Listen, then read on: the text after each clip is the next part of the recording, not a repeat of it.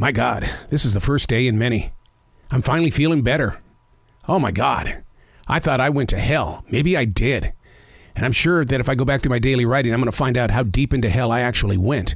The thing is, I want to do everything I can to keep you from going where I just came from. Oh my God. I mean, when is the right time to run off to the doctor? First of all, I am no medical professional. Okay, you heard that, right? I am no medical professional. But there has to be a story. It has to exist and not be pre-written. Let me explain that. I did some research on this. You run to the doctor when you have a persistent temperature, when a cold becomes really bad, when there's weight loss involved, a shortness of breath. See, in all things presented there, it all required time. It all had to take place. A few days, maybe even more. One report says a cough that goes 2 to 3 weeks. Okay, 10 days or more. That's when you go to the doctor. The reason why I bring this up is based 100% on my difficulty to understand what are the differences between allergies versus a cold.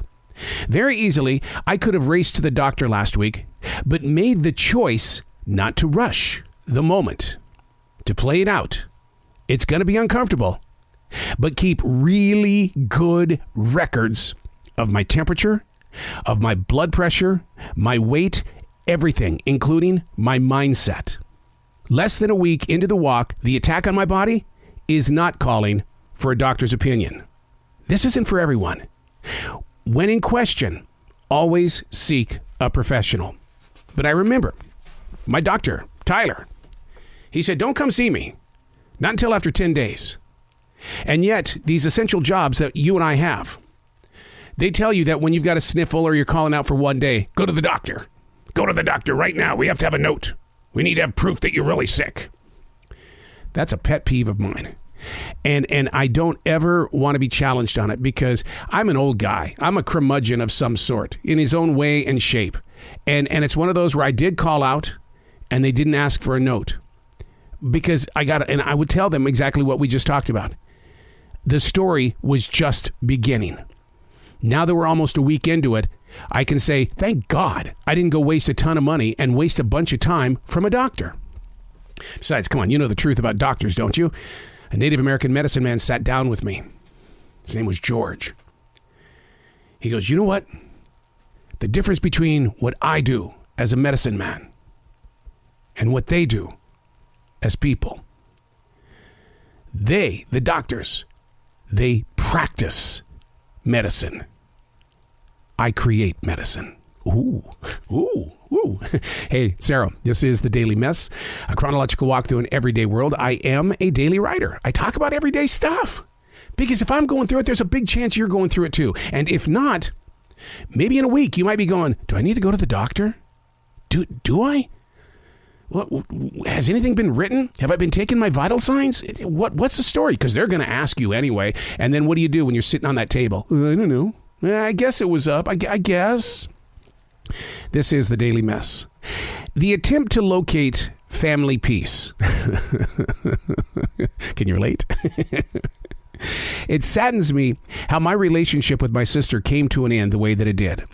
4 months before her passing, she ghosted me. It was 100% a block because I wouldn't look at her life as being the wreck that she called it.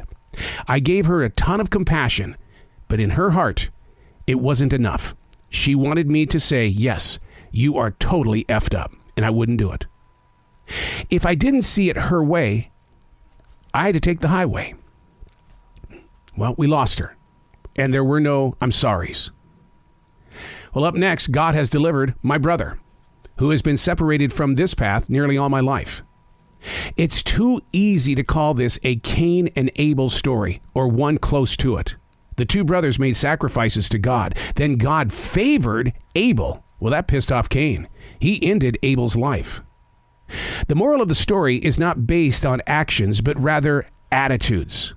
My brother and I are 100% opposite people. Our beliefs, nowhere near the same. Our lifestyles, don't even come close. Our way of community, not even going there. My choice is to walk free of the dysfunction, where he's always wanting to confront it. But it has to be on his terms, though. Well, I've turned to God. I'm not sure if he has or not. But there is that what if factor. I've turned to God. What if he's done the same? What if God says, so what are your sacrifices? You think I'm alone in this? I'm not. This has been building up, and I'm sure it's been building up in your own personal family. Where the hell is Oprah Winfrey where we can have these stories? This isn't a Maury Povich thing where you're going to test the DNA. We need some Oprah stories. We need someone that's going to say, hey, look, you two little knuckleheads, let's figure out what the path is. I'm trying. But in doing so, you've got to create communication. And my brother wrote to me last night, and he said, hey, look, he says, if you want to disconnect from me, if you want to block me, then go ahead and do it. And that was not a good word to say because of the situation that I had with my sister. There will be no blocking, I said. But you have to understand that we need to learn who we are as individuals, and we have to be equal. And I say the same thing to you in your own personal life. I wrote in my daily writing that one of the things that's very interesting about family relationships is the amazing amount of silence there is in families. When families are dysfunctional, there are things that they don't talk about. They don't bring up. But here's the action and the reaction to that. When the family is breaking down, it trickles onto the streets of the community. What you do with family, it's going to be out there in your community, your circle. It doesn't just stay there behind closed doors and unspoken lips.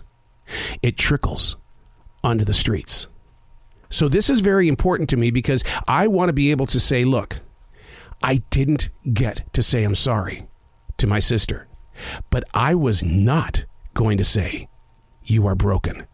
Yes, you are what you say you are, because I just didn't love her that way. I loved her in a way of healing, to find peace, and being an assumer. I thought this would only be just a moment. I didn't realize it would be our last. I'm Errol, and that's The Daily Mess.